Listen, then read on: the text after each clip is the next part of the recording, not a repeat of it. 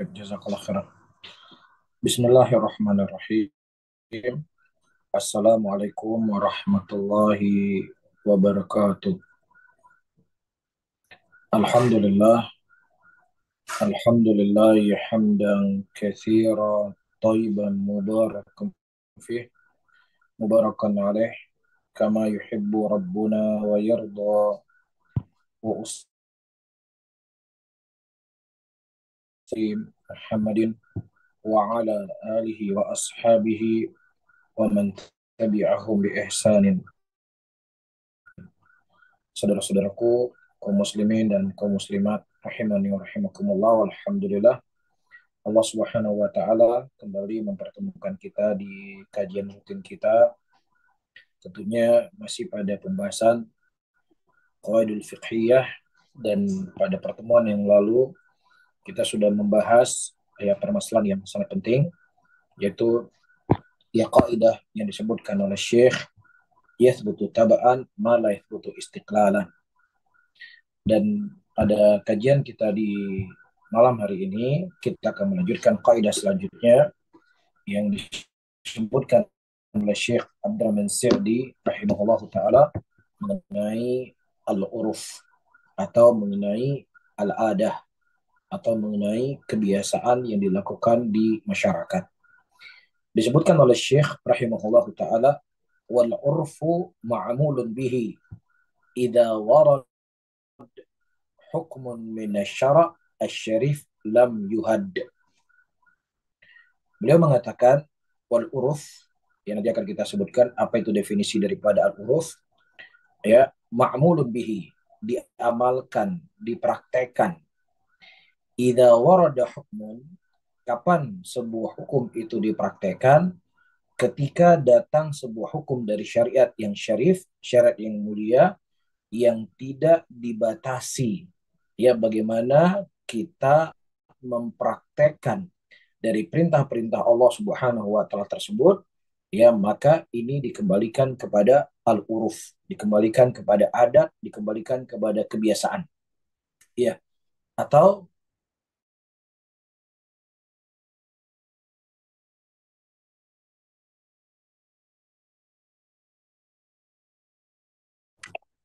istilah yang lain disebutkan oleh para ulama, idza syara Allahu syar'an falam yuhaddid fa yarji ila al-uruf. Ketika Allah Subhanahu wa taala mensyariatkan kepada kita sebuah syariat, dan kemudian Allah Subhanahu wa taala tidak membatasinya, maka dia dikembalikan kepada uruf, dikembalikan kepada kebiasaan. Baik, perhatikan baik-baik. Disebutkan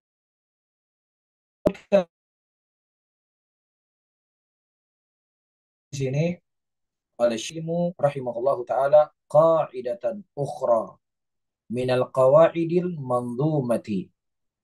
Dan Syekh rahimahullahu taala di sini menyebutkan sebuah kaidah yang lainnya dari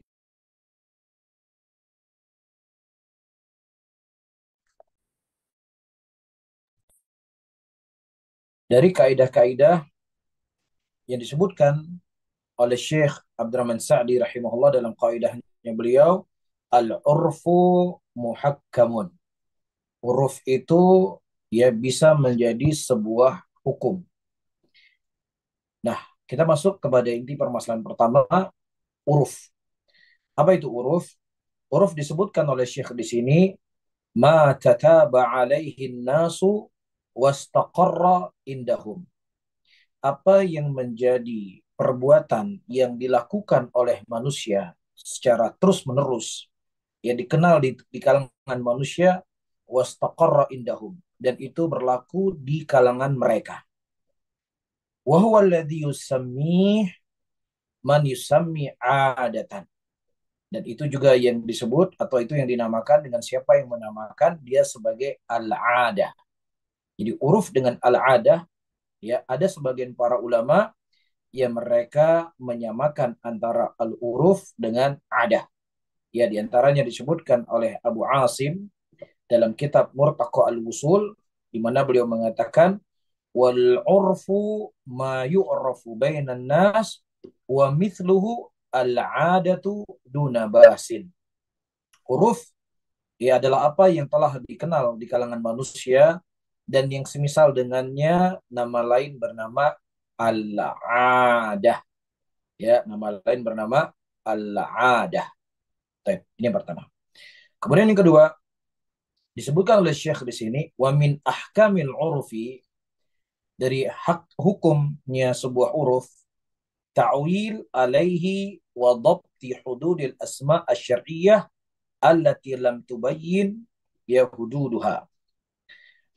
Uruf itu adalah sebagai pengganti di dalam meletakkan batasan-batasan dalam syariat yang syariat itu tidak menerangkan dan menjelaskan kepada kita secara mendetail. Ya, maka perkara itu dikembalikan kepada uruf. Misalnya, Rasulullah Shallallahu Alaihi Wasallam menyebutkan di dalam hadisnya, "Man kana yu'minu billahi wal yawmil akhir falyukrim dhaifahu." Barang siapa yang seseorang beriman kepada Allah dan beriman kepada hari akhir, maka hendaknya dia memuliakan tamunya. Rasulullah Shallallahu Alaihi Wasallam dalam hadis ini memerintahkan kita untuk memuliakan tamu. Nah, bagaimana batasan kita memuliakan tamu? Apakah cuma sekedar kita memberikan nasi satu piring atau cukup memberikan kue, ya itu sudah dianggap kita telah memuliakan tamu? Bagaimana batasannya? Nah, dalam syariat itu tidak dibatasi. Bagaimana bentuk kita memuliakan tamu? Nah, ketika tidak dibatasi dalam syariat, bagaimana kita memuliakan tamu? Maka kembali kepada uruf, kembali kepada kebiasaan.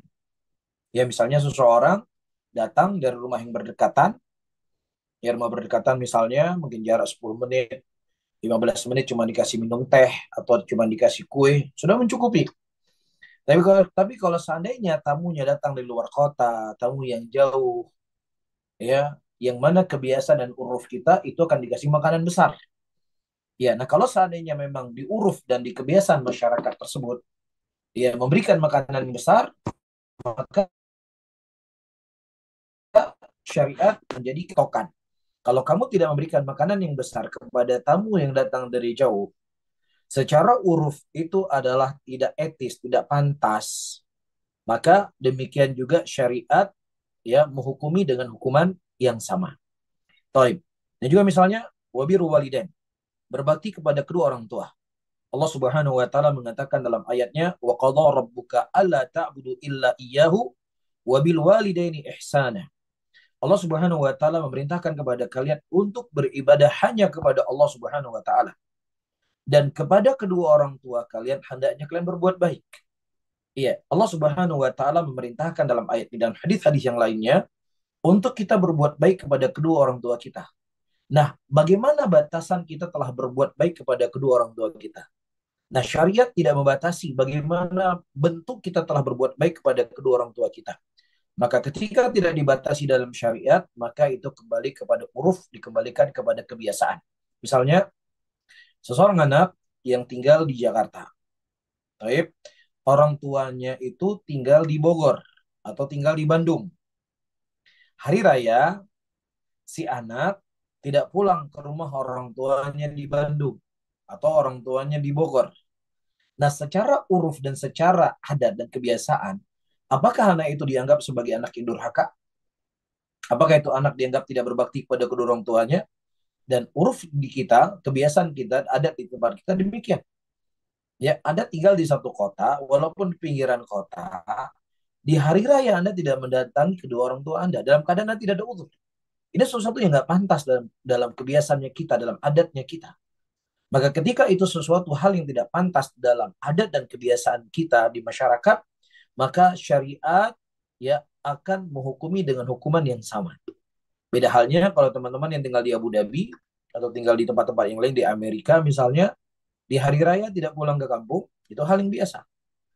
Ya, bukan sesuatu perkara yang keharusan karena perjalanan sangat jauh.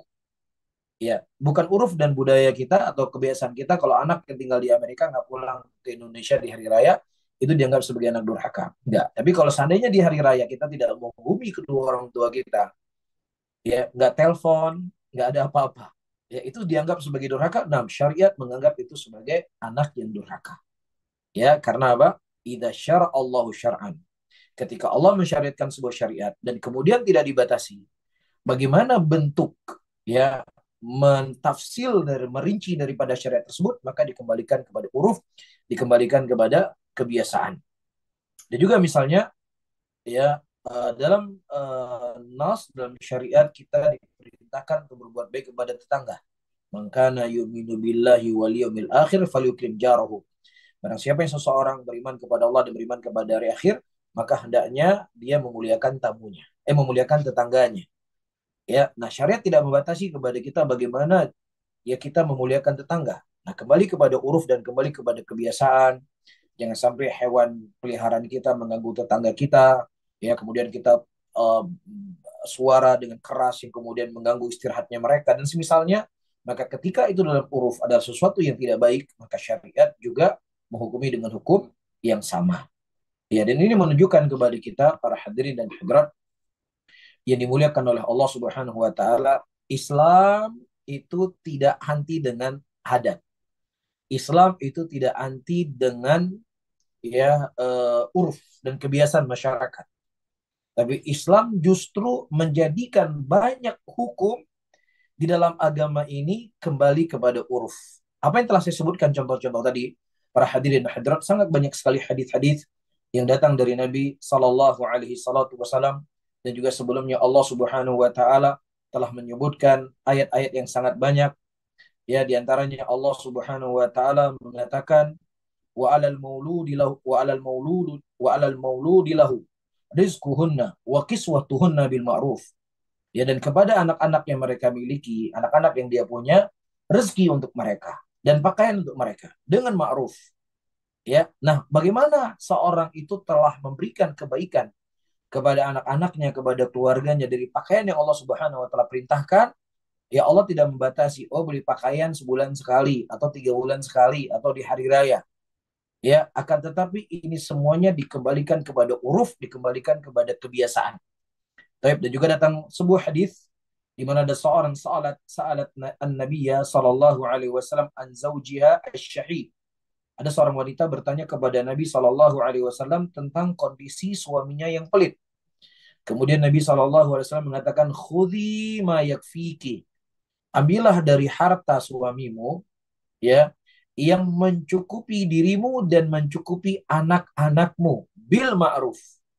Berapa batasan seorang istri boleh mengambil harta suaminya ketika suaminya itu tidak memberikan uang yang cukup, suami yang pelit, maka Islam tidak membatasi sekian rupiah, sekian dinar, sekian dirham, tapi Islam ya sebagaimana hadis yang disampaikan oleh Nabi Shallallahu Alaihi Wasallam di sini dikembalikan kepada uruf, dikembalikan kepada kebiasaan, dikembalikan kepada adat. Ya, jadi kalau misalnya dalam sebuah masyarakat, ya istri mengambil uang suaminya 20.000 tanpa izin, ya atau misalnya 50.000 tanpa izin, ya ini hal yang biasa, hal yang ma'ruf, ya sudah, maka tidak dianggap istri tersebut mencuri uang suaminya. Ya tentunya dengan apa yang kita sebutkan tadi, ada hal-hal yang memang suaminya tidak memberikan nafkah yang cukup kepada anak-anaknya. Ya, demikian juga ketika ayah kita, ya kita tidak memberikan makanan, tidak memberikan sesuatu kepada ayah kita yang mencukupi dalam kehidupannya, maka seorang ayah boleh mengambil harta anaknya. Berapa batasannya? Apakah sekian dinar atau sekian dirham atau sekian rupiah? Maka itu kembali kepada uruf, dikembalikan kepada kebiasaan, dikembalikan kepada al-adah. Nah, kemudian poin yang kedua, para hadirin dan hadirat yang dimuliakan oleh Allah Subhanahu wa taala, perlu kita ketahui apakah ya adat dan kebiasaan itu menjadi sebuah hukum itu mutlak dibolehkan sehingga muncullah kaidah di mana langit kita junjung, di mana bumi kita pijak, disitulah langit kita junjung. Yang kalimat ini ya tentunya kalimat yang bersayap, kalimat yang memiliki mana-mana yang sangat banyak, sehingga perlu untuk dipastikan ya apa maksud dari ucapan kamu, di mana langit kita pijak, disitulah bumi kita, di mana kita langit, di mana bumi kita pijak, disitulah langit kita junjung. Apakah maksudnya? apa yang sudah menjadi kebiasaan di masyarakat tanpa memperhatikan halal dan haram, tanpa memperhatikan ya eh, syirik ataukah tidak syirik, tanpa memperhatikan kaidah-kaidah dalam syariat itu menjadi hukum semuanya, ya, atau di mana bumi kita pijak, disitulah langit kita junjung. Dalam arti kata, ketika sesuatu kebiasaan dan adat itu di masyarakat yang tidak bertentangan dengan syariat, maka disitulah adat dan kebiasaan itu menjadi hukum. Nah, yang pertama, jelas kita tidak sepakat, para hadirin dan hadirat yang dimuliakan oleh Allah. Kenapa kita tidak sepakat? Karena bumi inilah miliknya Allah Subhanahu wa taala. Dan Allah Subhanahu wa taala telah mengutus rasulnya untuk menerangkan dan menjelaskan kepada kita bagaimana ya kita mempraktekkan agama. Iya, bagaimana kita mempraktekkan agama. Dan menjadi kebiasaan budaya orang-orang Arab pada waktu itu, ya orang musyrikin, mereka tidak menikahkan anak mereka di bulan Syawal. Karena bulan itu merupakan bulan kualat, yang dimana dikhawatirkan orang kalau menikah di bulan tersebut akan celaka. Ya, ini kebiasaannya mereka, ini adatnya mereka, ini urufnya mereka. Dan kemudian Nabi SAW justru beliau menikah di bulan Syawal. Sengaja Nabi menikah di bulan Syawal, ya, untuk mengingkari dan membantah kebiasaannya mereka. Kebiasaan kamu adalah kebiasaan yang salah. Kebiasaan kamu adalah kebiasaan yang keliru. Ya, caranya kamu adalah cara yang tidak benar. Ya, sehingga tidak bisa masyarakat dan kebiasaan masyarakat itu menjadi hukum mutlak lebih tinggi daripada hukumnya Allah Subhanahu wa taala. Akan tetapi adat dan kebiasaan masyarakat itu bisa dijadikan sebagai hukum ketika adat dan istiadat itu tidak bertentangan dengan syariat. Nah, ketika adat dan kebiasaan itu bertentangan dengan syariat, maka syariat Allah Subhanahu wa taala itu harus lebih dikedepankan. Makanya Nabi kita Shallallahu alaihi wasallam, para hadirin dan hadirat, ketika beliau berhijrah dari kota Mekah ke kota Madinah, ya, berhijrah dari kota Mekah dan ke Madinah, kemudian Nabi Shallallahu alaihi wasallam mendapatkan orang Madinah mereka berhari raya. Ya, hari raya jahiliyah yang mereka lakukan. Kemudian Nabi Shallallahu alaihi wasallam menggantikan hari raya tersebut dengan dua hari raya yang lainnya, yaitu hari raya Idul Fitri dan hari raya Idul Adha. Sehingga kaidah apa yang menjadi kebiasaan, apa yang menjadi ucapan masyarakat yang kita sebutkan tadi, di mana bumi kita pijak, di situ langit kita junjung, ya maka tentunya yang menjadi contoh yang paling terbaik bagi kita lah Nabi kita Muhammad Sallallahu Alaihi Wasallam. Tidak ada orang yang paling ya bijaksana dalam berdakwah dibandingkan Nabi kita, nggak ada. Gak ada orang yang paling menjaga perasaan manusia dibandingkan Nabi Sallallahu Alaihi Wasallam. Tidak ada orang yang paling menginginkan hidayah kepada manusia dibandingkan Nabi Sallallahu Alaihi Wasallam. Tidak ada orang yang paling mencintai manusia di muka bumi ini dibandingkan Nabi Muhammad Sallallahu Alaihi Wasallam.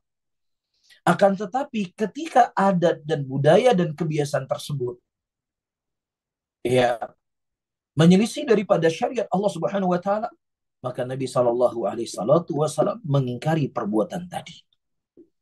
Sehingga jangan sampai syaitan itu membisiki kita, ya, menggoda kita, memberikan talbis kepada kita, ya, para hadirin dan hadirat yang dimuliakan oleh Allah, ya, untuk lebih bijaksana dalam berdakwah, harus lebih dewasa dalam berdakwah, harus lebih ya bertoleransi dalam berdakwah, sehingga kita jangan berlawanan arus masyarakat, tapi kita berusaha pendekatan kepada masyarakat dengan cara yang lebih baik dan cara yang lebih sopan. Ya, kita bisa melihat bagaimana ya wali-wali yang dulu yang berdakwah di negara kita, ya mereka ini cerita orang-orang ya, saya nggak tahu wakil dan kenyataan ternyata yang sebenarnya bagaimana. Ketika mereka masuk dalam sebuah kampung, ya mereka tidak menyalahkan, tapi mereka ya memperbaiki jalannya tetap jalan, tapi nanti mungkin yang tadinya A, mungkin nanti dimulai dengan baca Quran, atau nanti dimulai dengan Al-Fatihah, tapi kebudayaan itu tak berjalan. Ya kebiasaan itu tak berlaku. Tapi cuma nanti dikemas, diganti dengan Al-Fatihah, dibuka dengan baca Al-Fatihah, dibuka dengan baca Al-Fatihah, dengan Al-Quran misalnya. Maka kita katakan, sebaik-baik petunjuk buat kita lah Nabi kita Muhammad SAW. Beliau datang ke kota Madinah. Saya ulangi kembali. Dan beliau mendapatkan orang-orang Madinah berhari raya pada waktu itu. Dan kemudian digantikan oleh Nabi SAW dengan 2 hari raya, Idul Fitri dan hari raya Idul Adha. Dan juga ada seorang sahabat Nabi SAW yang bernama Tufail bin Amr Ad-Dawsi radhiyallahu taala anhu, yang beliau masuk Islam. Ya, beliau masuk Islam dan kemudian beliau pulang ke kampung halamannya, mengajak ibu dan bapaknya masuk Islam, dan keduanya masuk Islam, dan beliau juga mengajak istrinya untuk masuk Islam dan juga istrinya masuk Islam. Setelah istrinya masuk Islam, dia memerintahkan kepada istrinya untuk mandi di sebuah tempat yang bernama di Syarrah. Sudah menjadi budaya, sudah menjadi kebiasaan masyarakat di daerah tersebut. Mereka pantang untuk mandi di situ. Karena siapa yang mandi di situ itu kan kualat. Kualat kalau mandi di situ. Dan subhanallah, ketika istrinya berkata, wahai suamiku, engkau tidak takut kalau ya di syarah ini akan memberikan mudarat kepada saya. Ini sudah menjadi leluhurnya kita. Ini sudah menjadi kebiasaannya kita. Ini sudah menjadi adat istiadatnya kita. Kemudian kata beliau, idhabi waghtasili wa ana dhaminun laki. Pergilah engkau, mandilah engkau ke sana, saya sebagai penjamin untuk dirimu. Dia cuma sekedar batu yang tidak bisa memberikan manfaat, juga tidak bisa menghilangkan mudarat. Ya, dia adalah batu yang tuli, yang buta. Subhanallah. Ya, baru beberapa lama beliau belajar dengan Nabi SAW. Tidak lama, tetapi yang beliau ingkari pada waktu itu, para hadirin dan hadirat, adalah apa yang menjadi adat dan kebiasaan di masyarakat tersebut. Ya, kita tidak memungkiri, ya, seperti yang telah kita sebutkan tadi di awal, dari metode dan cara Nabi kita SAW berdakwah, ya, beliau akan berusaha untuk mengikuti apa yang menjadi kebiasaan masyarakat, selama, ini penting, selama tidak menyelisih syariat. Itu yang paling penting. Ya, maka disinilah kita harus jeli melihat adat dan kebiasaan masyarakat tersebut. Ketika memang adat dan kebiasaan tersebut tidak menyelisih syariatnya Allah Subhanahu wa taala, maka kita jadikan itu sebagai hukum ketika memang syariat tidak membatasi dengan batasan-batasan tertentu. Jadi kalau syariat sudah membatasi dengan batasan-batasan tertentu, maka kembali kepada apa yang telah dibatasi dalam syariat tersebut. Makanya syarat yang pertama disebutkan oleh Syekh di sini, ya, sebuah adat itu bisa menjadi hukum, ya, ayyakunal urfu, ya, ghaira mukhalafin lisyari'ati. Ya, uruf itu tidak menyelisih syariat. Fal mukhalif lisyari'ati la ibrata fihi. Dan ketika di sana ada adat-adat dan kebiasaan-kebiasaan, ya, yang menyelisih daripada syariat, maka tidak ada ibrah, tidak ada harga dari perkara-perkara yang menyelisih syariat tersebut. Ya, misalnya disebutkan di sini dalam sebuah uruf dan sebuah kebiasaan, kalau mereka bangun rumah, itu rumahnya model terbuka, kacanya besar-besar, ya, sehingga nampak orang yang ada dalam rumah tersebut. Ya, di mana si perempuan itu tidak bisa menutup diri mereka di rumah-rumah mereka. Maka fa'inna hadzal urfa mukhalifun li syariah. Maka uruf yang seperti ini adalah uruf yang menjadi syariat. Ya, maka tidak boleh seseorang menjadikan ini sebagai sebuah hukum.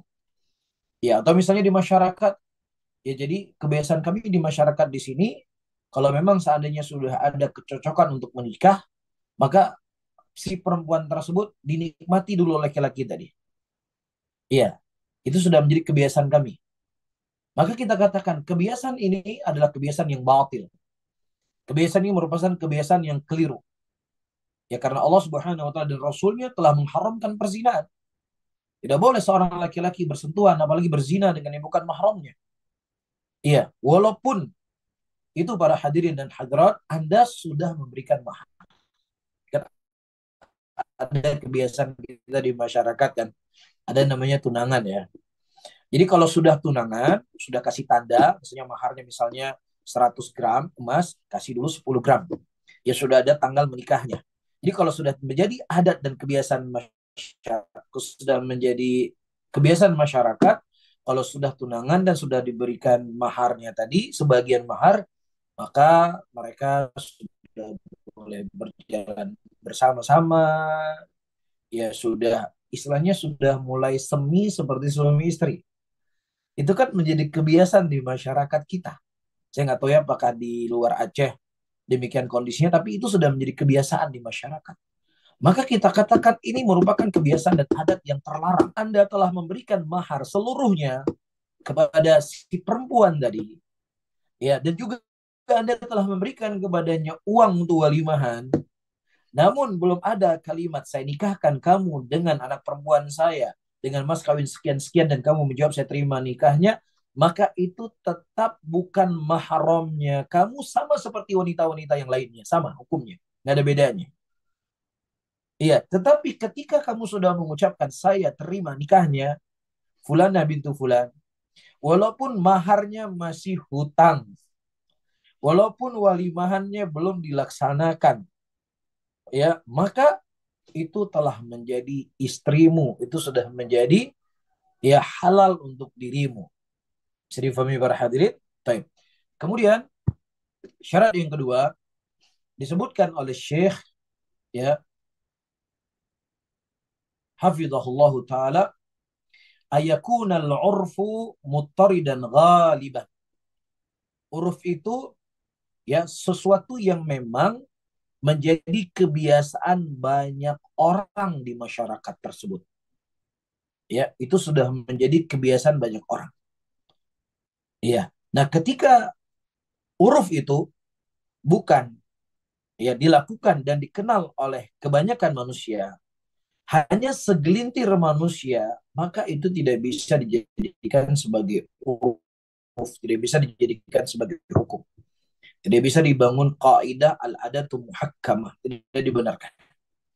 Ya misalnya tadi kita contohkan, ya seorang istri boleh mengambil uang suaminya, ya misalnya 20.000, 30.000, ya tanpa izin suaminya. Ada segelintir manusia, kalau dia mengambil uang suaminya 1 juta satu hari, tanpa memberitahukan kepada istri, suami juga nggak tahu. Suami juga nggak tahu. Uang 1 juta diambil tuh nggak tahu. Tapi ini kan segelintir manusia. Uang diambil 1 juta, setiap hari 1 juta nggak ketahuan, itu kan segelintir manusia. Ya tidak semua manusia kan punya kondisi ekonominya seperti ini. Tapi kebanyakan masyarakat, kebanyakan manusia, ya ketika diambil 20.000, 30.000 itu hal yang biasa.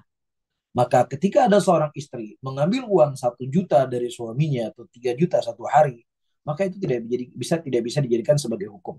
Karena itu sifatnya sesuatu yang dilakukan oleh segelintir manusia. Nah, sementara uruf atau adat itu bisa menjadi sebuah hukum ketika adat itu adalah sesuatu yang dilakukan oleh kebanyakan manusia. Baik, bisa difahami ya.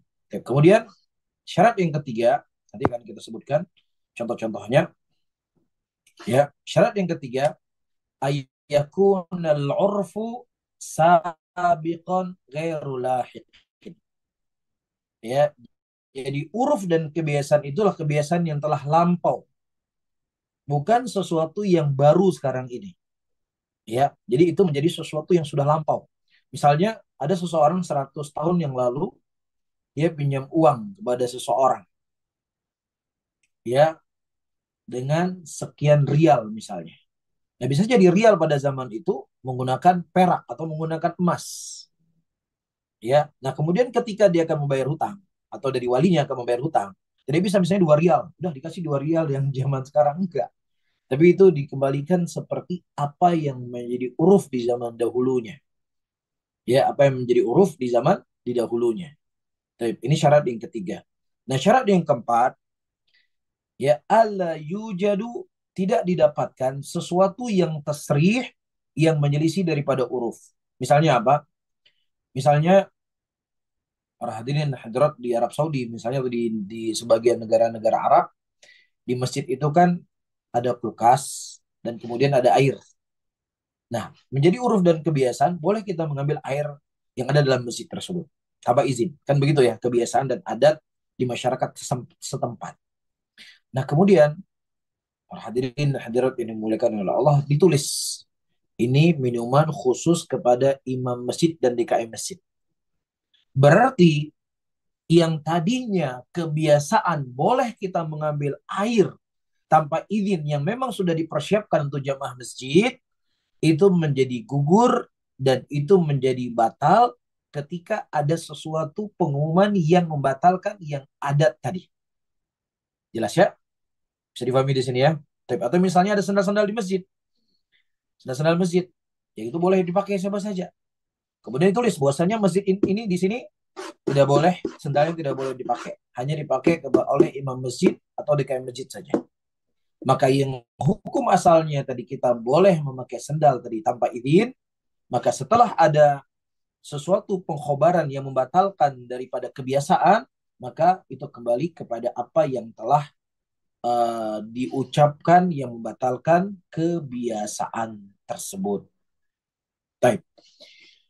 Nah, kemudian para hadirin hadirat, permasalahan selanjutnya sebelum saya sebutkan beberapa contoh yang lainnya disebutkan di Syekh di sini, kaidah yang kita bahas di malam hari ini itu terkadang disebutkan oleh para ulama dengan beberapa istilah. Jadi kalau nanti kita baca buku para ulama, terkadang kita akan mendapatkan istilah-istilah yang berbeda seperti yang kita bahas di malam ini. Ya, tadi kita menyebutkan istilahnya adalah al-adatu muhakkamah. Adat itu bisa menjadi sebuah hukum. Dan juga daripada ucapan mereka, al-haqiqatu, ya hakikat itu didapatkan dengan dilalatul adah. Ya, sebuah hakikat, sebuah kenyataan itu dilihat apa yang menunjukkan adat. Terkadang mereka menggunakan kalimat tersebut. Dan juga terkadang mereka mengatakan al-ma'ruf urfan kal masyruti syartan. Al-ma'ruf urfan. Sesuatu perkara yang ma'ruf itu sama seperti syarat yang telah disyaratkan di antara mereka. Taib. Syarat yang telah disyaratkan di antara mereka. Taib. Atau juga nama yang lainnya al-ma'ruf baina tujar kal masyrut bainahum. Ya, sesuatu perkara yang sudah ma'ruf di kalangan para pedagang itu seperti syarat yang berlaku di tengah-tengah mereka walaupun tidak dilafatkan. Misalnya di kebiasaan kita di masyarakat, kalau ada agen ya, menjual rumah atau menjual mobil atau menjual motor, menjual apalah barang-barang seperti itu kan menjadi adat dan kebiasaan kita di masyarakat. Ya, dia mendapatkan keuntungan 2,5% kan, 2,5%. Nah, kemudian dia berkata kepada si A, ini tolong kamu jual mobil saya. Ya berapa? Pokoknya kamu jual 200 juta. Nah, mobilnya berlaku 200 juta seperti yang dia inginkan. Nah, kemudian si agen ini berkata, mana jatah saya 2,5%? Kemudian dia berkata, saya tidak pernah menjanjikan kepada kamu 2,5% kalau seandainya kamu jual mobil saya. Nah, bagaimana kondisi seperti ini? Maka kita katakan al-ma'ruf baina tujar, al-masyrut bainahum. Atau al-adatu muhakkamah. Ya, atau al-ma'ruf urfan kal-masyrutu syartan. Jadi kalau sudah menjadi kebiasaan di masyarakat, kalau seandainya saya berhasil menjual mobil, menjual tanah, menjual motor, menjual apartemen, sudah menjadi kebiasaan di sini sesuatu yang tidak tertulis, saya mendapatkan 2,5%. Walaupun kamu tidak melafatkan dengan lafadznya kamu, maka hukum asalnya kamu harus berikan kepada saya 2,5%. Kecuali kamu mengatakan kamu jual mobil saya ini dan kamu tidak dapat bagian apapun. Nah, itu baru kalimat ucapan Anda baru kami terima. Tapi ketika Anda tidak mengucapkan apa yang membatalkan yang menjadi kebiasaan, maka berlaku kepada kebiasaan masyarakat. Anda berhutang dengan saya 2,5%. Ya, dan kalau Anda tidak memberikan kepada saya, Anda haram, Anda berdosa. Karena itu sudah menjadi hukum, sudah menjadi kebiasaan di masyarakat, yang mana ketika saya berhasil menjual sebuah produk, saya mendapatkan 2,5%. Bisa difahami para hadirin ya.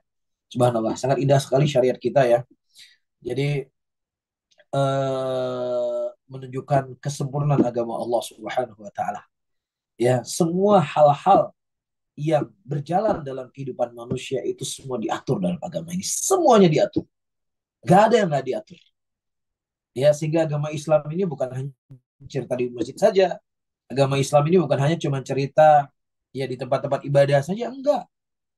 Ya, Islam ini Ketika dia datang, dia akan membahas dari seluruh aspek kehidupan manusia. Dia tidak akan terlepas apapun profesi kita. Iya, bagaimanapun keadaan kita, kita itu terikat dengan syariat Allah Subhanahu wa taala. Maka Rasulullah menyebutkan dalam sebuah hadisnya, ya, takutlah kamu kepada Allah di mana saja engkau berada. Ya, ini kalimat yang ringkas disampaikan oleh Nabi Shallallahu Alaihi Wasallam, akan tetapi memiliki ya makna yang sangat luas yang menunjukkan di manapun seseorang dia harus ada rasa takut kepada Allah Subhanahu Wa Taala. Apapun profesi kita. Saya sebutkan contoh, kita keluar sedikit dari konteks, ya, walaupun ada sisi keterkaitannya ingin saya jelaskan akan kesempurnaan agama Allah, ya, dan mudah-mudahan ini semakin menanamkan kepada kita kecintaan kepada agama Allah Tabaraka wa Taala. Ya, misalnya seorang dokter, para hadirin, ya, dia punya keahlian dalam medis. Dan dia juga harus ada rasa takut kepada Allah Subhanahu wa taala di situ. Apalagi dalam kondisi dia mengurusi orang sakit, yang mana si sakit itu akan pasrah dengan apa yang diinginkan oleh dokter. Datang seorang pasien ke rumah sakit, kemudian si dokter mendiagnosa, ya. Nah, dari hasil diagnosanya dia, dengan dia minum obat 3 hari atau seminggu dengan, ya, pengeluaran hanya 500.000, itu secara medis sudah mencukupi. Cuman dia untungnya sedikit.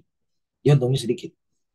Tapi kalau seandainya dia menyarankan operasi, dia bisa mendapatkan keuntungan itu sekitar 40-an juta. Kalau disarankan operasi. Oh, Bapak, ini penyakit Bapak bagusnya dioperasi, Pak. Ya, saya khawatir kalau minum-minum obat nanti malah justru penyakitnya semakin meluas, penyakitnya semakin bermasalah. Kan seperti itu. Iya, nah namanya si pasien. Ya sudah dokter, pokoknya gimana menurut dokter baiklah. Nah, kemudian dia operasi membelah perut orang, membelah badan orang, melukai badan orang. Melukai badan seseorang itu hukumnya haram, nggak boleh. Kecuali sesuatu yang sifatnya darurat. Tidak ada cara untuk menyembuhkan seseorang ini dari penyakitnya kecuali dengan cara operasi, maka operasi dilakukan. Tapi kalau seandainya ada cara lain tanpa operasi, maka cara yang paling rendah itu harus diambil.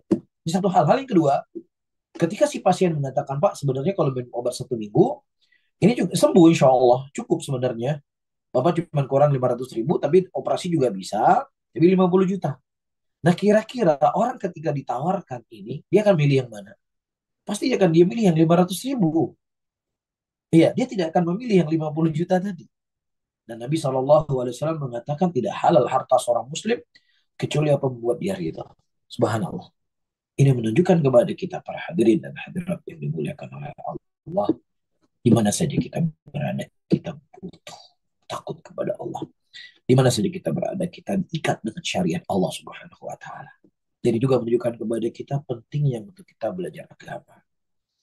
Pentingnya untuk kita belajar syariat Allah. Pentingnya untuk kita menuntut ilmu. Ya, karena di mana saja kita berada, kita butuh kepada ilmu. Sebagaimana disebutkan, ya, oleh Al-Imam Ibnu Qayyim rahimahullahu taala, kebutuhan manusia kepada ilmu itu lebih dibutuhkan dari makan dan minum. Karena makan dan minum itu dibutuhkan oleh manusia sehari atau dua sekali, itu sehari atau 2 kali. Adapun kebutuhan manusia kepada, ya, ilmu agama itu sebanyak mana dia bernafas. Baik, sebanyak mana dia bernafas. Dan juga para hadirin dan hadirat yang dimuliakan oleh Allah Subhanahu wa taala, kita sebutkan contoh-contoh yang lain, beberapa contoh-contoh yang lain, karena ini adalah kaidah yang agung. 5 kaidah yang agung dalam agama, yaitu yang pertama, innamal amalu binniyat, yang kedua, al yaqin la yazulu bisyak, yang sudah kita bahas, yang ketiga, al masyaqqah tajlibu taysir, yang keempat, kaidah durrah yuzal, dan kelima adalah kaidah i'mal al-uruf. Ya, ini adalah 5 kaidah yang agung dalam agama. 5 kaidah yang besar dalam agama, yang dia dibangun dalamnya hukum-hukum yang sangat banyak. Ya, hukum yang sangat banyak. Saya sebutkan contoh. Misalnya ada seseorang, dia bersumpah demi mushaf. Dia berkata demi mushaf. Nah, mushaf, para hadirin dan hadirat, ya, itu kan kertas, lembaran-lembaran kertas lembaran-lembaran kertas, ya yang ada ghilafnya, yang ada covernya, itu kan mushaf kan. Adapun Al-Quran itu kalamnya Allah.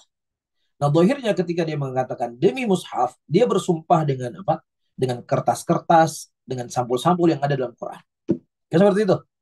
Akan tetapi, sudah menjadi uruf dan kebiasaan masyarakat, ketika dia mengatakan demi mushaf, yang diinginkan adalah Al-Quran itu sendiri. Dia tidak menginginkan kertasnya, dia tidak menginginkan lembaran-lembarannya.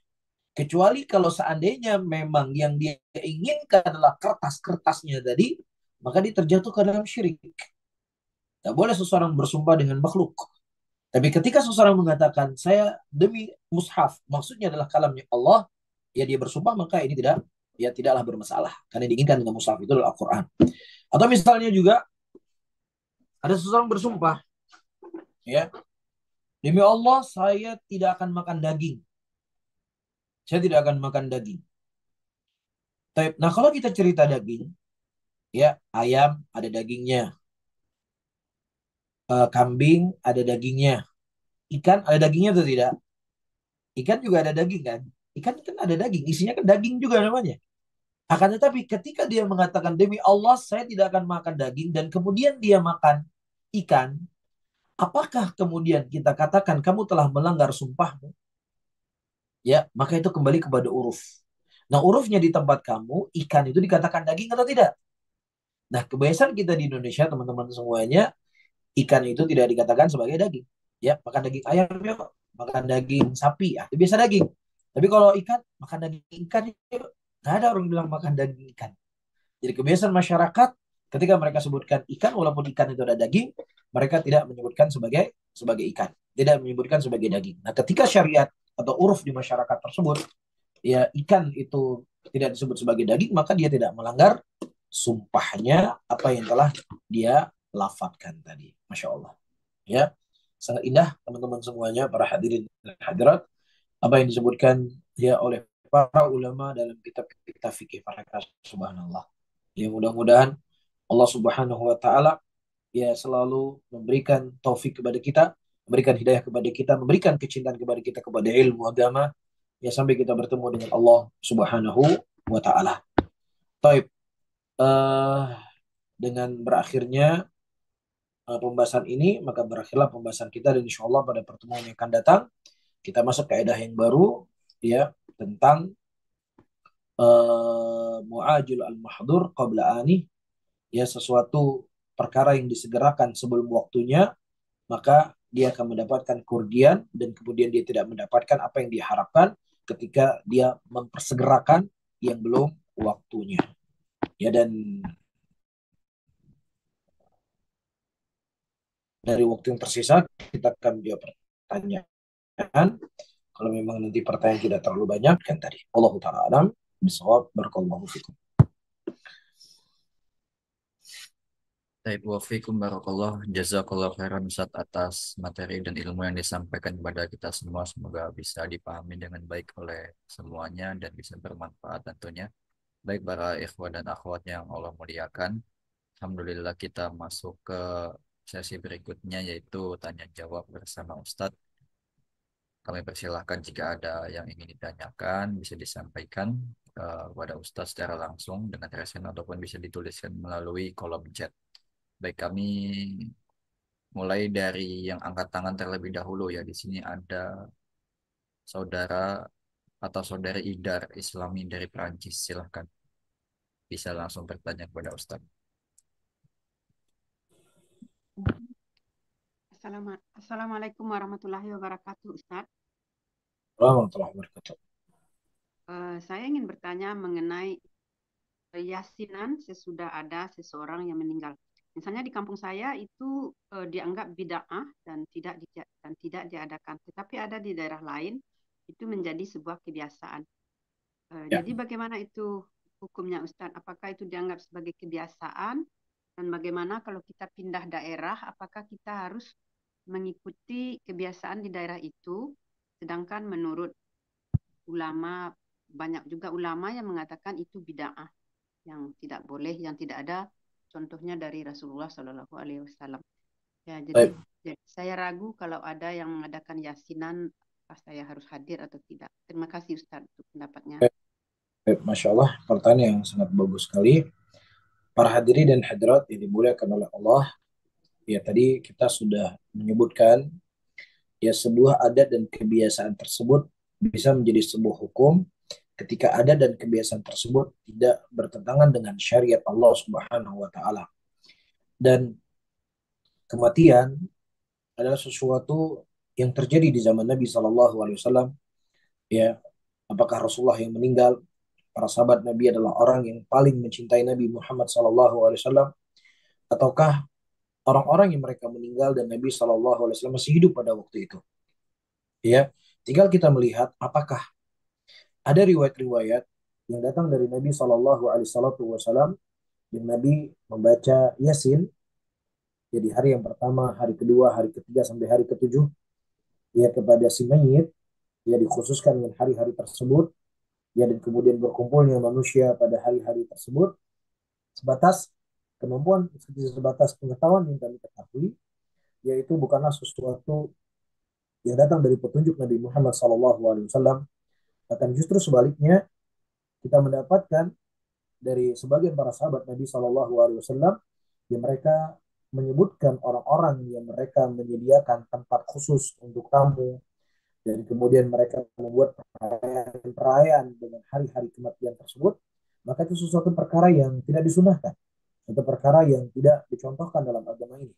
Ya, maka kita semaksimal mungkin, para hadirin dan hadirat yang dimuliakan oleh Allah, untuk kita mencocoki Nabi kita Muhammad Sallallahu Alaihi Wasallam, karena petunjuk beliau adalah sebaik-baik petunjuk. Ya, ajaran beliau adalah sebaik-baik ajaran. Ya, dan kita ketahui siapa yang mereka beramal dengan sebuah amalan, yang amalan itu tidak ada contohnya dari Nabi Shallallahu Alaihi Wasallam, maka amalan tersebut tertolak. Man amila amalan malaysa alaihi amruna fawaradun. Barang siapa yang seorang beramal dengan sebuah amalan yang tidak ada contohnya dari amalan kami, maka amalan tersebut tertolak.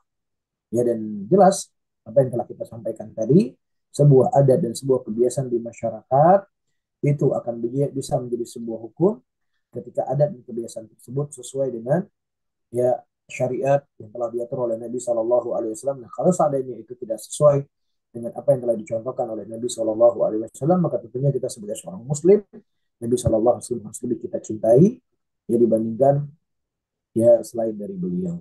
Dan di antara bentuk kita mencintai beliau adalah mengikuti sunnah-sunnahnya beliau Shallallahu Alaihi Wasallam. Allahu a'lam bishawab.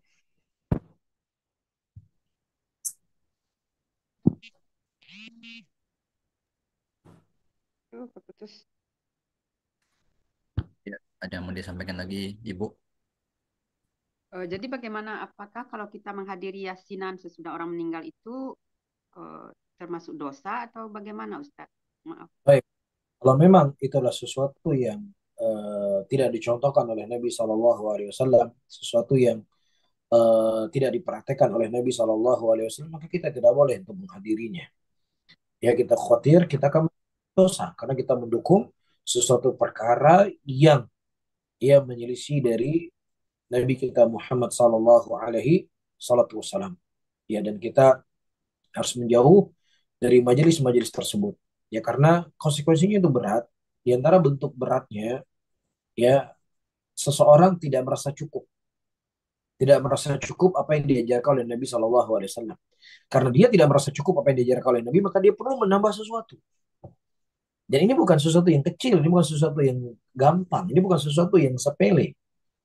Makanya kata Imam Malik rahimahullah taala, setelah Allah Subhanahu wa taala menyempurnakan Islam dan dipersaksikan oleh seluruh para sahabat Nabi, dan kemudian seseorang beramal dengan sebuah amalan yang tidak pernah dicontohkan oleh Nabi Shallallahu Alaihi Wasallam, maka secara tidak langsung dia telah berkata Nabi Shallallahu Alaihi Wasallam telah berkhianat, dan Nabi tidak menyampaikan syariat ini dengan sempurna. Dan ini adalah sesuatu perkara yang tidak mungkin orang Muslim, ya, walaupun dia nggak mengucapkan dengan ucapannya, tapi secara perbuatannya, ya, dia menganggap Nabi Shallallahu Alaihi Wasallam itu, ya, berkhianat dan tidak membawa syariat yang sempurna kepada kita, sehingga perlu untuk kita tambah, ya, syariat tersebut. Jadi saya tidak menyarankan ibu untuk menghadiri dari acara-acara tersebut, tapi bukan berarti kita tidak boleh datang orang meninggal. Ada tuntunan diajarkan oleh Nabi Shallallahu Alaihi Wasallam ketika ada orang meninggal, kita yang membawa makanan kepada mereka, kita menghibur mereka. Pokoknya dalam masa-masa berkabung 3 hari tersebut, jangan sampai mereka tersibukkan untuk masak-masak di rumah, tapi kitalah yang jadi tetangganya, jadi saudaranya, jadi temannya, yang menghibur mereka dengan membawa makanan, memasak makanan untuk mereka, yang atau apa yang bisa kita bantu mereka. Ya maka inilah yang diajarkan oleh Nabi kita Shallallahu Alaihi Wasallam, bukan dengan kita merepotkan mereka untuk menyediakan makanan untuk kita. Nah, Allah. Jazakallah khairan, Ustaz.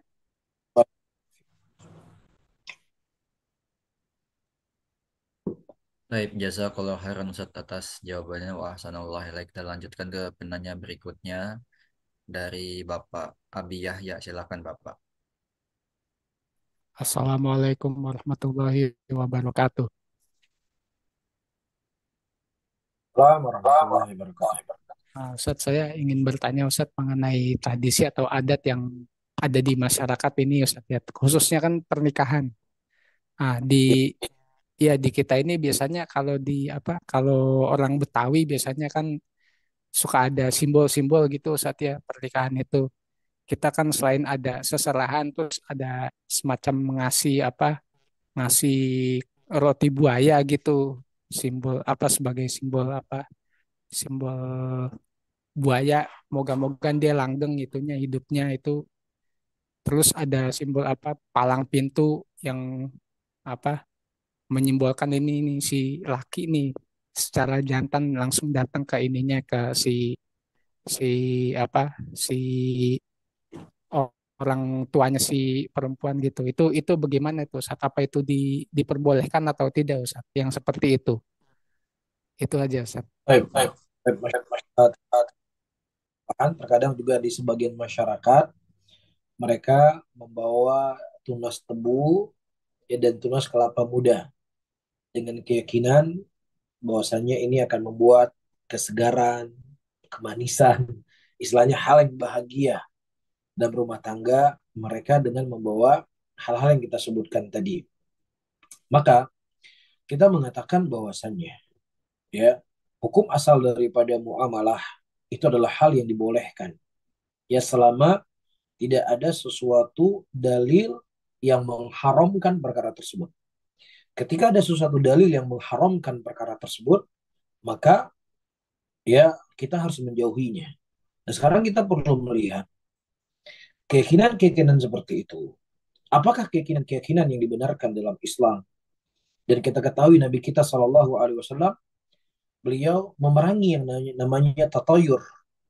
Ya, tatayur itu diantara maknanya adalah menggantungkan keberuntungan dan ya kerugian dengan sesuatu. Apakah dengan suara burung, ya, ataukah dengan hal-hal yang lainnya.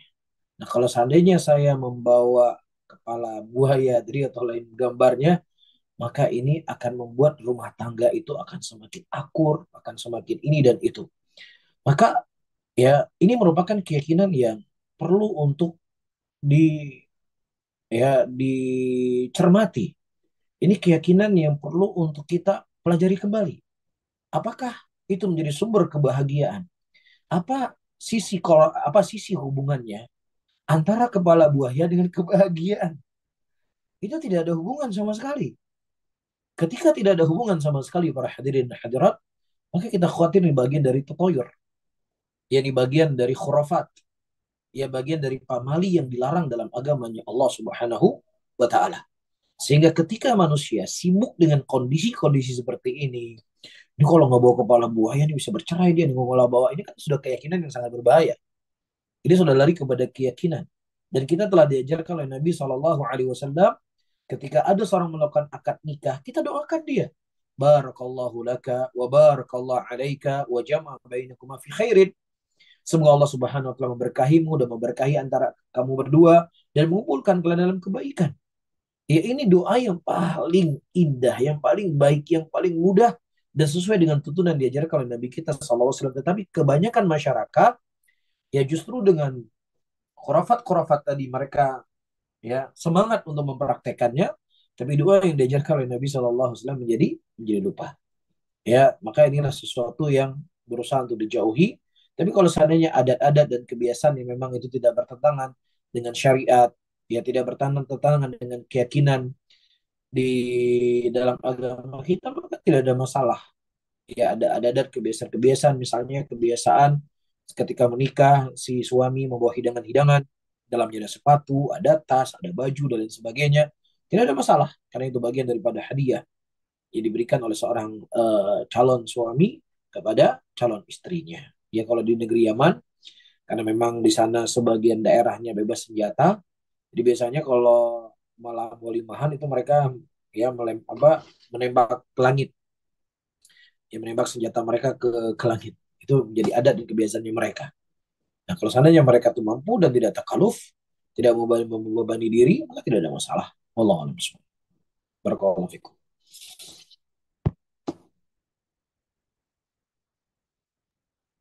Tayyib, jazakallah khairan atas jawaban Ustaz wa ahsanallahu ilaik. Kita lanjutkan ke penanya berikutnya dari Bapak Tarmizi Al-Asy. Silahkan Bapak. Baik, terima kasih. Eh, Assalamualaikum warahmatullahi wabarakatuh, Ustaz. Waalaikumsalam warahmatullahi wabarakatuh. Pak Termizi di Aceh atau di luar Aceh? Lagi di Aceh, Pak Ustaz. Oh di Aceh, Masya Allah. Nah, Lagi pulang kampung. oh lagi mudik ini sekarang. Lagi mudik, Alhamdulillah ya. Oh, Masya Allah. Jazakallah khairan untuk tausiahnya, Pak Ustaz. Ini mohon dibimbing kami sedikit ini. Jadi, baru ini saya pernah mendengar ceramah begini, maksudnya Rasulullah itu senang dengan salawat burdah ataupun apa namanya, eh, puja-pujian yang diberikan oleh sahabat kepada beliau. Nah, ini disampaikan inilah dasar untuk dijadikan kebiasaan pada saat perayaan Maulud, eh, para apa namanya eh, masyarakat di sini untuk menyampaikan berjanji karena didasarkan kepada Rasulullah ini senang dengan qasidah burdah ataupun salat burdah dimaksud.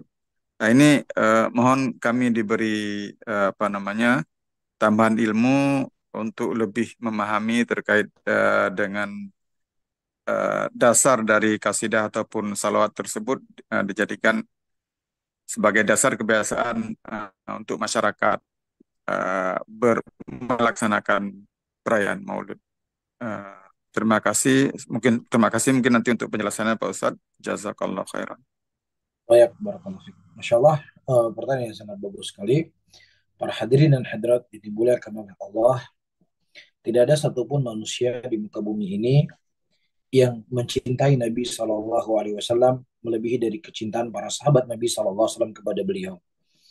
Ya, mereka mengorbankan waktu mereka, mengorbankan nyawa mereka, mengorbankan harta mereka, ya bahkan mereka siap mengorbankan darah mereka untuk Nabi kita Muhammad Sallallahu Alaihi Wasallam.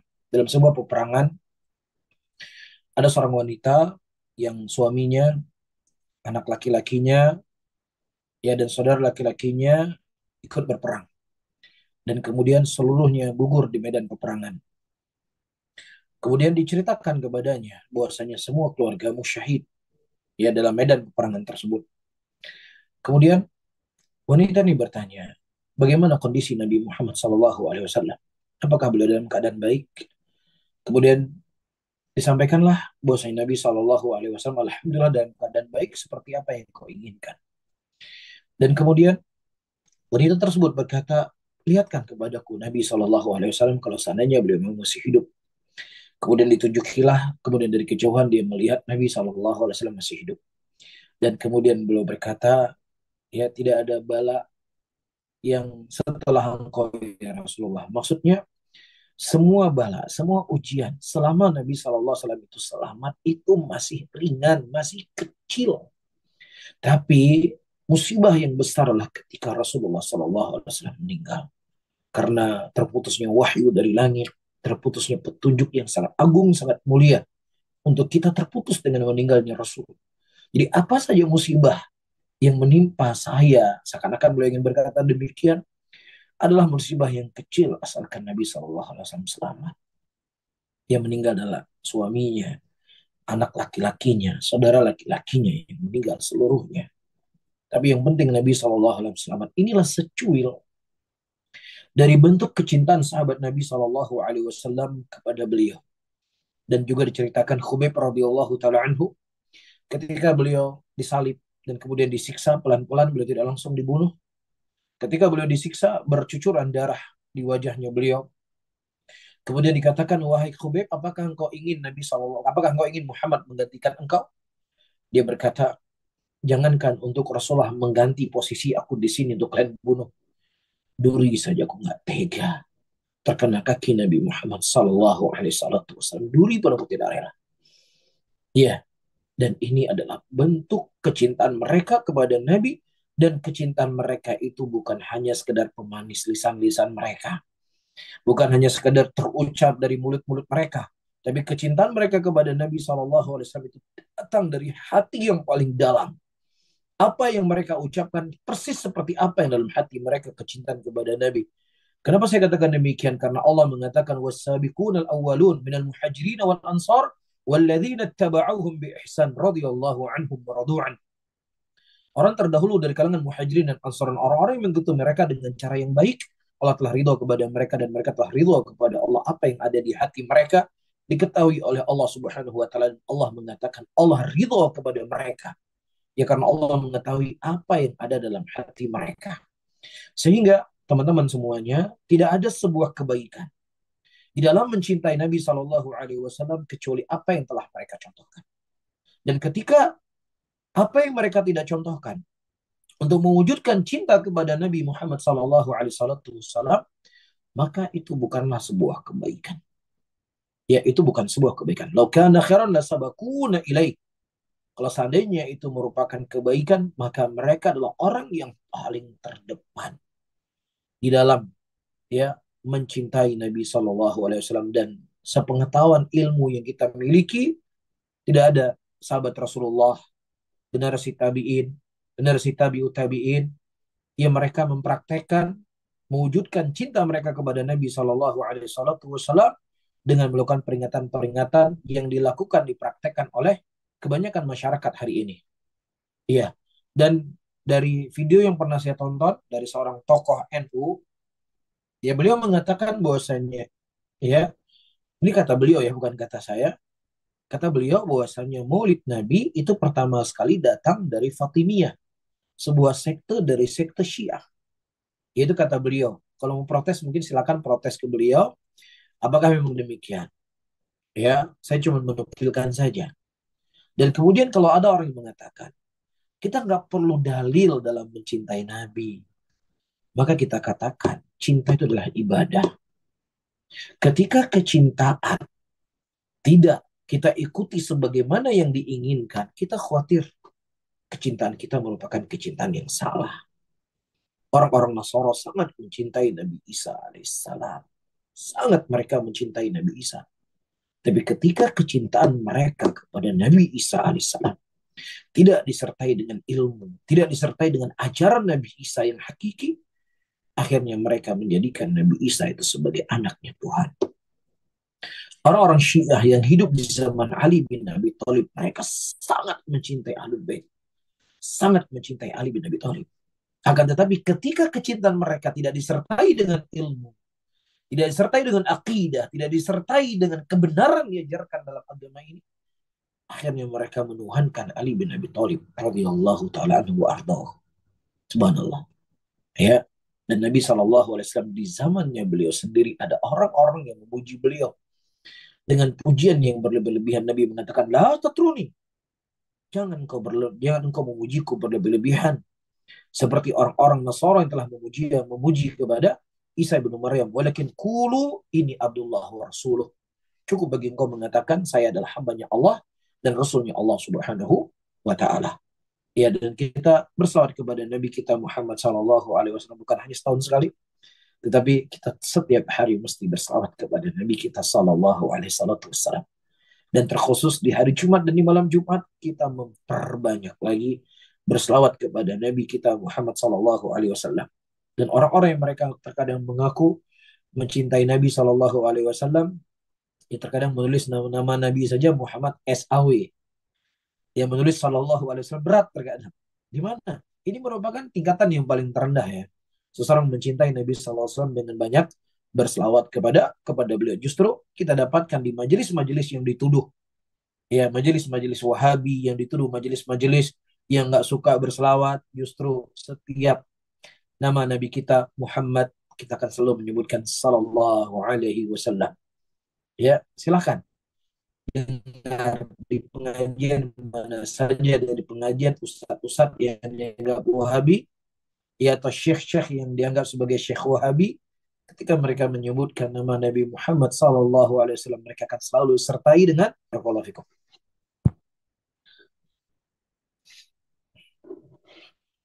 Baik Ustaz, jazakallahu khairan Ustaz atas jawabannya. Sebelum kami lanjutkan ke pertanyaan langsung via Zoom, di sini kami ingin beralih terlebih dahulu ke pertanyaan yang ada di YouTube, Ustaz. Mohon izin, Ustaz. Baik, ada kurang lebih 2 pertanyaan dari YouTube. Kami akan coba bacakan. Assalamualaikum Ustadz. Semoga Allah merahmati Ustadz dan keluarga, para jamaah dan seluruh kaum muslimin. Izin bertanya Ustadz, bagaimana hukumnya salim cium tangan sambil sedikit membungkukkan badan ke orang yang lebih tua? Karena kalau tidak seperti itu, terutama ke keluarga atau saudara, khawatir dianggap tidak sopan. Jazakallahu khairan wa barakallahu fiik. Ada pun mencium tangan, ya maka tidak ada masalah seseorang mencium tangan orang yang lebih mulia dan orang lebih tua dari dia, ya sebagaimana yang difatwakan oleh Syekh Albani rahimahullah taala, ya karena ada orang yang mereka mencium tangan dengan cara ya mengagungkan orang tersebut dengan dalih kalau seandainya tangan saya ini, ya tangan beliau ini tercium dengan bibir saya, maka semua urusan saya akan mudah, semua urusan saya akan sukses dan sebagainya. Maka ini keyakinan-keyakinan yang nggak boleh. Ya, tapi kalau seandainya seseorang mencium tangan seseorang, ya bukan untuk mengagungkan dia, tapi memuliakan dia sebagai orang lebih tua dari kita, maka Syekh Al-Bani rahimahullah ta'ala mengatakan tidak ada masalah. Ya untuk mencium tangan tersebut. Wallahu a'lam bishawab. Afwan Ustadz, untuk sedikit meminta kejelasan lagi. Ya, yang dimaksud penanya cium tangan sambil membungkukkan sedikit badannya Ustadz. Apakah Baik, diperbolehkan? Allah a'lam bishawab. Kalau seandainya membungkukkan itu bukan untuk pengagungan, tapi memang ketika kita mengambil tangan dia, tangan wajah apa badan kita harus apa ibaratnya harus menunduk, bukan untuk menunduk khusus badan kita sebagai pengagungan kepada dia, makanya kita khawatir terkena larangan Nabi SAW. Tapi apakah mungkin posisi badan kita lebih pendek atau lebih tinggi dan lain sebagainya, ketika kita mengambil tangan dia harus ada menunduk, ya dengan tujuan adalah untuk mengambil tangannya, maka zahirnya wallahu a'lam bishawab tidak ada masalah. Barakallahu fikum. Taufik barakallah jazakallah khairan Ustaz atas jawabannya. Lanjutkan ke pertanyaan berikutnya dari YouTube. Bismillah Ustaz, maraknya orang melakukan maulid dengan cara memasang jajanan macam-macam yang digantungkan dan menghadirkan anak-anak kecil dalam acaranya. Kemudian fenomena seperti ini seolah sudah menjadi kebaikan. Jika kita menyampaikan yang baik, pasti mereka tidak akan menerima. Apakah salah ketika kita mengambil sikap diam? Jazakallah khairan. Baik, Rasulullah Shallallahu Alaihi Wasallam menyebutkan dalam sebuah hadisnya, "Mara'a minkum munkara fayughayyiru biyadi, fa illam yastati fa bilisani, fa illam yastati fa biqalbi, wa dzalika adhaful iman." Barang siapa yang seseorang melihat sebuah kemungkaran, maka hendaknya dia cegah dengan tangannya, tidak mampu dia cegah dengan lisannya, tidak mampu dia cegah dengan hatinya, dan itu merupakan selemah-lemahnya iman. Nah, ketika memang dia tidak punya kemampuan untuk mengingkari dengan lisannya, ya justru akan terjadi keributan, terjadi mudarat yang lebih besar, yang menjadi sesuatu yang tidak baik, ya maka cara yang paling rendahnya adalah kita membenci di dalam hati kita. Ya jadi teman-teman semuanya, tugas kita cuma menyampaikan. Ya kita tidak punya keharusan untuk membubarkan acara-acara yang dilakukan oleh saudara-saudara kita muslimin. Ya, ayo kita kumpul sama-sama rame-rame, kita pergi ke tempat acara mereka, kita bubarkan, kita hancurkan semua. Ya, maka sepengetahuan yang kita ketahui, Ini bukan metodenya Ahlussunnah, dan sepengetahuan yang kita ketahui juga guru-guru kita, ustadz-ustadz kita, tidak ada yang mengajarkan kepada kita hal yang demikian. Ya, tetapi cukup apa yang kami ketahui dari ilmunya kami demikian demikian demikian sebagai kewajiban kami sebagai hambanya Allah Subhanahu wa taala untuk menyampaikan ilmu yang kami ketahui. Nah, kalau seandainya kalian juga tetap melakukan, ya silakan saja. Ya, setiap kita nanti akan ditanya oleh Allah Subhanahu wa taala, dan setiap kita itu akan diperhadapkan di hadapan Allah Subhanahu wa taala. Adapun yang pengingkaran dengan kita mengubarkan, ya maka itu di luar kemampuan kita, kecuali kalau seandainya itu rumah kita sendiri, kita yang berkuasa dalam rumah tersebut, yang ada masalah untuk kita menyetop acara tersebut karena itu di bawah kekuasaannya kita. Ya, jadi kalau ada orang-orang mengatakan mereka ini karena masih kecil sedikit, masih sedikit saja. Coba nanti kalau mereka banyak, itu acara kita bisa dibunuh sama mereka kalau kita melakukan maulid Nabi. Maka kita sampaikan, demi Allah, ya, apa yang kamu ucapkan itu adalah ucapan yang keliru. Dan kami insya Allah tidak akan pernah menumpahkan darah saudara kami muslimin. Ya, jangankan darah saudara kami muslimin, orang-orang kafir yang tidak memerangi muslimin, ya, yang mereka bukan hanya berbuat hal yang bid'ah lah misalnya, tapi berbuat kekufuran, gak boleh kami membunuh mereka. Rasulnya kami dan Rasulnya kalian telah mengatakan tidak akan mencium bau surga orang yang membunuh seorang kafir yang mu'ahad atau dhimmi. Bagaimana lagi kami membunuh saudara kami muslimin? Ya, kami cuma hanya sekedar menyampaikan, tidak lebih daripada itu. Ya, kalau kalian lakukan, ya silahkan. Ya, masing-masing kita akan bertanggung jawab nanti di hadapan Allah. Nah, kalau seandainya ditanya kepada, kalau misalnya kita memilih, ya, boleh memilih, boleh maulid atau boleh nggak maulid, ya. Memilih nih, ya, kalau memilih secara keinginannya kita inginnya punya maulid. Apalagi saya nggak tahu ya kalau daerah-daerah lain, tempat-tempat kami itu di Aceh, itu kalau musim maulid itu ada makanan-makanan itu cuma ada di maulid aja. Hanya di bulan maulid itu makanan itu ada. Belum lagi makanan yang dibakar pakai api, daunnya dibakar pakai api, yang kemudian bau daunnya, kemudian dibungkus nasi di situ. Masya Allah.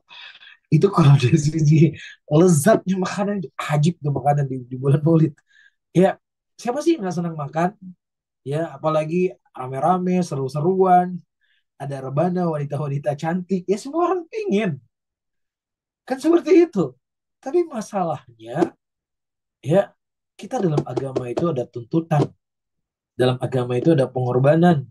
Dalam agama itu harus ada, kita harus menundukkan. Tidak semua keinginan kita harus terpenuhi. Tidak ada semua keinginan kita akan harus ada. Jadi kalau ditanya keinginan saya pengen maulidan. Cuma masalahnya Nabi kita SAW, para sahabatnya, ulama-ulama yang datang setelahnya, itu tidak menganjurkan hal yang seperti itu. Dan tidak sedikit para ulama, mereka menghukumi itu perbuatan yang bid'ah. Wallahu a'lam bishawab. Baik, Masya Allah, jazakallah khairan Ustaz atas jawabannya. Wa sallallahu ilaik. Lanjutkan penanya dari Zoom. Sudah ada Ummu Amar yang angkat tangan. Kami persilakan untuk Ummu Amar. Iya, Ustadz Agung, jazakumullahu khairan. Alhamdulillah, jazakumullahu khairan, Ustadz. Semoga Allah Subhanahu wa Ta'ala memberikan keberkahan dan kemudahan serta perlindungan buat Ustadz dan tim dimanapun berada. Ada beberapa pertanyaan kalau Ustadz berkenan, Ana sampaikan satu persatu bila Ustadz mengizinkan. Yang pertama adalah Ustadz, Assalamualaikum. Semoga Allah Subhanahu wa Ta'ala memberikan keberkahan buat Ustadz dan keluarga dimanapun berada. Ustadz, mohon nasihatnya tentang bagaimana kita bersikap dalam keluarga yang dia bersafar tanpa mahram untuk umroh, Ustadz. Sudah diberitahu dari kajian maupun dari tulisan-tulisan tentang syariat Islam yang mengatakan bahwa bersafar tanpa mahram itu tidak disyariatkan. Kemudian anggota keluarga lainnya, karena ini di grup WhatsApp juga Ustadz, itu mendoakan dan mensupport. Sedangkan saya tidak menuliskan apapun di grup, tetapi saya mendoakan agar Allah Subhanahu wa Ta'ala menerima amalan ibadah mereka dan diampuni segala kesalahannya karena bersafar tanpa mahram. Apakah hal yang kami buat ini dibolehkan Ustadz? Mohon pencerahannya, jazakumullahu khairan. Masya Allah, pertanyaan sangat bagus sekali. Para hadirin dan hadirat ini dimuliakan Allah Subhanahu wa Ta'ala. Ya, permasalahan ini sepertinya sudah pernah kita bahas di kajian kita atau di kajian-kajian di tempat yang lain, saya lupa. Memang permasalahan ini ada terjadi persilangan pendapat di kalangan para ulama. Ya, ada persilangan pendapat di kalangan para ulama. Nah, sebagian para ulama mereka mengatakan haram secara mutlak ya perempuan berpergian tanpa mahram. Apakah untuk haji, ataukah untuk umrah, ataukah untuk hal-hal yang lainnya.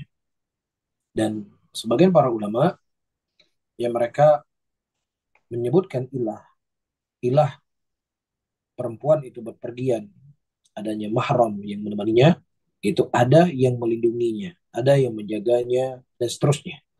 Nah, ketika ada pihak-pihak lain yang bisa melindungi wanita tersebut seperti layaknya mahram yang ada bersamanya, maka sebagian para ulama mereka kan itu cukup sebagai mahram tadi. Walaupun ini perkara yang diperselisihkan oleh para ulama, yang lebih afdol, yang lebih baik tentunya tidak ada keraguan bahwasanya pendapat yang ada perempuan ditemani dengan mahram akan lebih baik dan keluar daripada khilaf. Dan apa yang disebutkan oleh yang bertanya, ya kemudian dia memberikan peringatan, ya dan lain sebagainya, tidak ada masalah. Ya walaupun itu adalah perkara yang berselisihkan misalnya, karena dalam kaidah dalam agama kita, perkara yang diperselisihkan itu bukan berarti didiamkan. Ya silakan seseorang mengungkapkan apa yang diyakini sebagai kebenaran, ya diyakini dengan sebuah perkara yang lebih mendekatkan kepada kebenaran dalam syariat ini, silakan untuk dijelaskan. Saya demikian, demikian, demikian, demikian, demikian, dan demikian. Tidak ada masalah. Ya sebagaimana perbuatan yang dilakukan oleh para sahabat Nabi SAW, walaupun itu perkara khilaf di kalangan mereka, tetap mereka mengutarakan apa keyakinan mereka yang lebih mencocoki dari Nabi SAW. Wallahu a'lam bishawab. Barakallahu fikum. Wafikum barakallah. Jazakumullahu khairan Ustadz. Yang kedua Ustadz pada pertemuan-pertemuan awal pernah menjelaskan tentang tabak.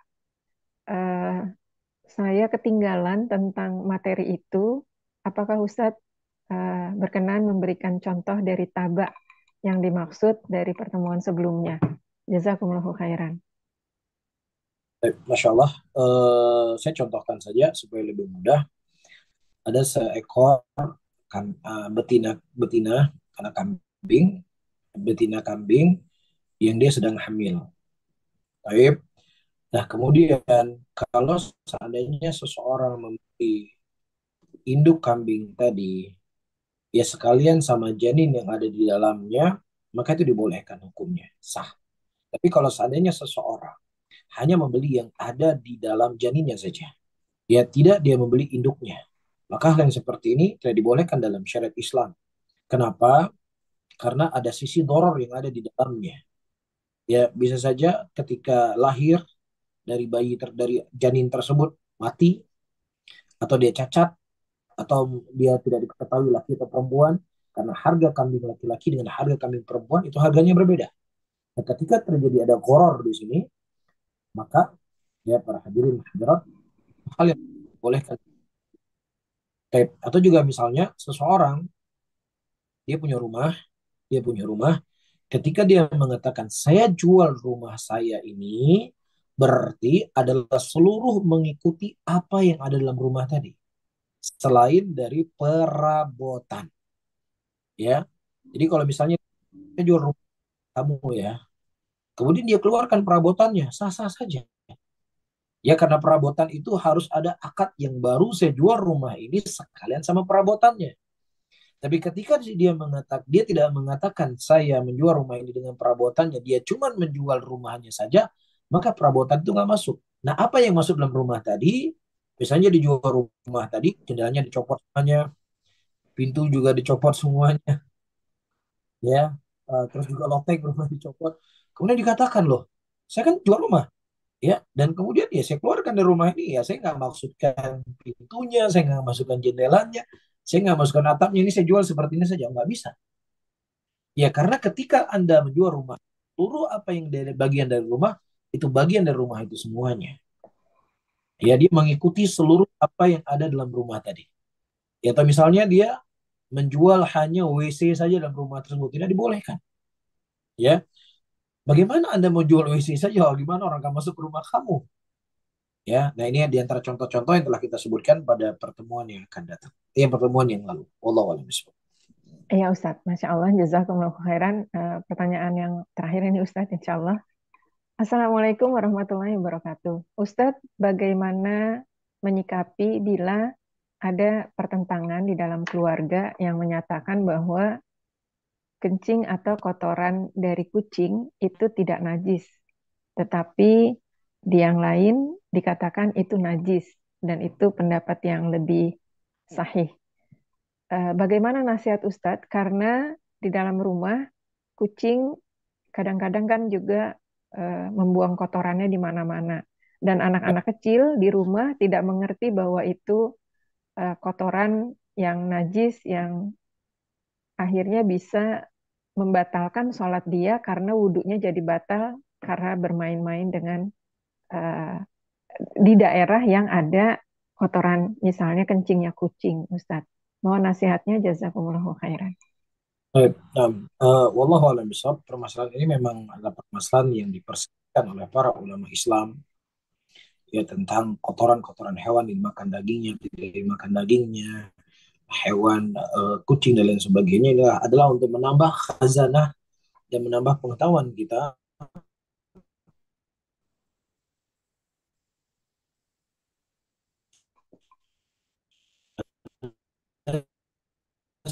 sebagai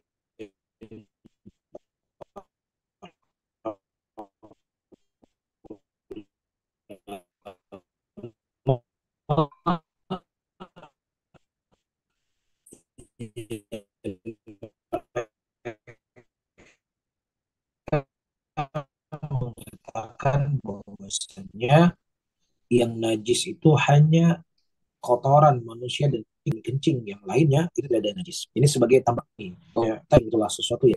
Kemudian hal yang najis itu mengotori rumahnya, karena seorang muslim tidak dengan najis itu tidak membatalkan wudhu. Orang yang bersentuhan dengan najis tidak membatalkan wudhu. Ketika dia berwudhu, kemudian ada najis yang di badannya, ya sudah dia bersihkan najis tersebut dari badannya. Kalau bajunya dia copot bajunya, baju yang lain, dan tidak perlu untuk dia memperbarui wudhunya karena memang itu tidak membatalkan wudhu. Tapi kalau seandainya itu merupakan sesuatu yang diyakini lah sesuatu yang najis dan kemudian itu menjadi tempat ruku dan seterusnya, maka tidak dibolehkan karena syarat sah dari sholat seseorang, tempat yang dia menggunakan tempat tadi harus bersih dari najis. Nah, tapi kalau seandainya dia berkeyakinan bahwasanya tai kucing itu tidak najis, ya bukan berarti kalau tidak najis kita main-main dengan kotoran, ya kita juga dibersihkan, apalagi kita mau sholat ya walaupun tidak najis, tapi tentunya kita sholat dalam keadaan sebaik-baik keadaan, ya untuk kita ruku dan sujud kepada Allah Subhanahu wa taala. Wallahu a'lam bishawab. Iya Ustadz, cuma tadi jawaban Ustadz tidak terdengar jelas di sini Ustadz, cukup lama. Jadi jawabannya Anda nggak Oh, tahu nih saya, di tempat Ustadz Agung terdengar nggak ya? Kalau terdengar mungkin nanti bisa kita lihat lagi YouTube-nya. Sama, kayaknya jaringan Ustadz agak kurang bagus di sana. saya ulang ya, Bapak. Ya, Eh, jazakumullahu khairan Ustadz. Kotoran kucing inilah perkara yang memang diperselisihkan oleh para ulama Islam. Iya, nah kalau seandainya seseorang meyakini itulah sesuatu yang najis, maka semaksimal mungkin dia menghilangkan sesuatu yang najis tersebut dari dirinya. Dihilangkan. Baik. Dan perkara yang kedua, sesuatu yang najis ketika bersentuhan dengan kita, maka itu tidak membatalkan seseorang. Tidak membatalkan wudhu. Jadi dia tinggal membersihkan kotorannya tadi, atau kalau seandainya itu terkena dengan bajunya, dia ganti baju yang lain. Ya, adapun wudhunya itu tidaklah batal ketika bersentuhan dengan sesuatu yang najis. Ya, namun tadi saya katakan ya perkara ini memang perkara yang disebutkan oleh para ulama. Ada sebagian ulama juga mengatakan bahwasanya semua kotoran ya itu tidak ada yang najis, yang kotor itu yang najis itu hanya kotoran manusia dan kencing manusia. Di antara dalil yang mereka gunakan di zaman Nabi Shallallahu Alaihi Wasallam pada waktu itu, anjing mondar mandir di masjidnya Nabi Shallallahu Alaihi Wasallam tidak diperintahkan untuk membersihkan kotoran-kotoran yang ada dalam masjid Nabi Shallallahu Alaihi Wasallam pada saat itu. Disebutkan dalam sebagian riwayat demikian, sehingga ada sebagian ulama yang mereka mengatakan hanya najis itu adalah kotoran manusia dan kencing manusia saja. Ya, ini sebagai tambahan ilmu saja. Ulama mereka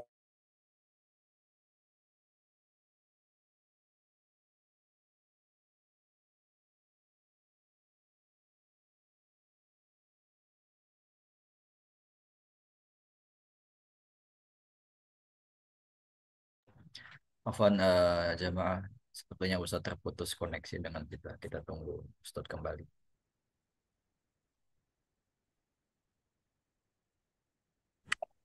terus Iya, Ustadz. Tafadhol Ustadz, bisa ya, dilanjut. jadi memang para ulama punya pendapat-pendapat yang sangat banyak tentang permasalahan seperti ini. Ya, dan dari guru-guru kita memang menasihati kita kalau memang kita adalah mukallid juga, kita bukan ulama, ya maka dalam kondisi-kondisi seperti ini mengikuti apa yang menjadi madhab di sebuah tempat, maka itu akan lebih baik. Ya, untuk menjaga satu kesatuan muslimin. Ya, kalau memang seandainya itu bukan perkara yang akidah, bukan perkara bid'ah, bukan perkara yang syirik, ya. Apalagi itu datang dari ulama-ulama madhab, ulama-ulama sunnah yang mereka semuanya adalah orang-orang yang mencintai dalil dari Nabi Shallallahu Alaihi Wasallam. Wallahu taala alam bisawab. Taib, jazakallah Ya, khairan atas jawabannya. Ada lagi Muammar? nggak ada. Jazakumullah khairan Ustaz. Ya, Baik, barakallahu. Wafik Barakallah. Terima kasih Ustadz atas jawaban dari pertanyaan-pertanyaan yang sudah disampaikan pada sesi tanya jawab ini. Dengan ini mungkin kita cukupkan Ustadz sampai sini saja kajian kita. Saya izin untuk menutup sejenak Ustadz majelis kita pada malam hari ini. Saya para ikhwan dan akhwat yang semoga Allah muliakan. Alhamdulillah kita telah menyimak ilmu yang disampaikan oleh Ustadz kepada kita semuanya. Tentunya itu adalah ilmu yang bermanfaat untuk kita semua. Semoga bisa kita pahami dengan baik dan bisa kita amalkan dengan baik pula dalam keseharian kita.